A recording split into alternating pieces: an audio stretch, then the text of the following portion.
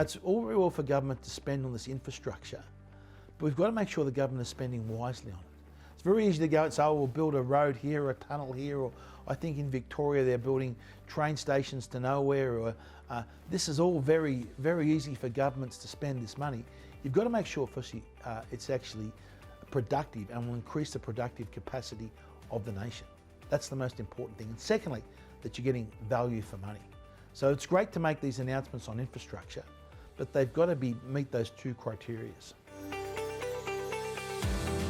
Well, absolutely is there a place for new dams. Look, remember we heard there was this anti-dam nonsense that went round. We had, the great Tim Flannery, Australian of the Year, Gillard's climate czar, saying that even the rains that fall will never fill the dams and rivers. So, if you truly believe that, and a lot of people were brainwashed by Flannery's nonsense, if you would truly believe that, why would you build dams if the rains that fall are not going to fill them?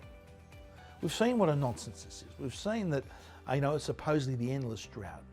We've seen the climate comes in cycles, exactly like Dorothy McKellar knew over 100 years ago. We're a land of drought and flooding rains. And in that land of drought and flooding rains, you need to build dams. So you build dams so you catch the flood water, and when you have the drought, you've got it there. So absolutely, there should be much, much more investment in trying to harvest as much water that we possibly can. Everyone that's been in any coastal area over the last 12 months anywhere has seen that much water flow out to sea that otherwise could have been captured and stored.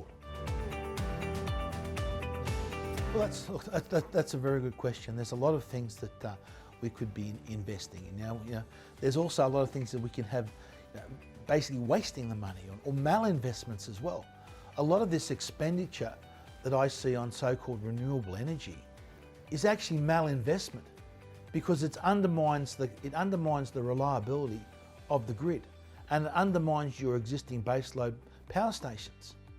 So you can invest, governments can invest this money, it can be malinvestment that actually has a negative effect on the economy as well. I am just appalled by this. Let's be very clear what net zero means.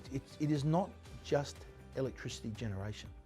Electricity generation, our coal-fired power stations, or when it's generated by gas, right, is only about a third of Australia's total emissions with CO2 equivalent emissions.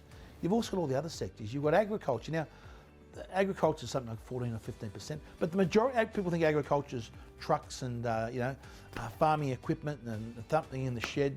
It's not. It's animal farts. It's animal farts and burps are what do it. Road transport. How, in a nation as wide and broad in Australia, how are you going to get these trucking fleets not to use the heavy diesel that they use, or the farming equipment not to use heavy diesel? Then you've got people that use gas for home cooking. Now, people have gas connected in their house. Much more efficient to cook with gas. People have the gas bottle for the barbecue.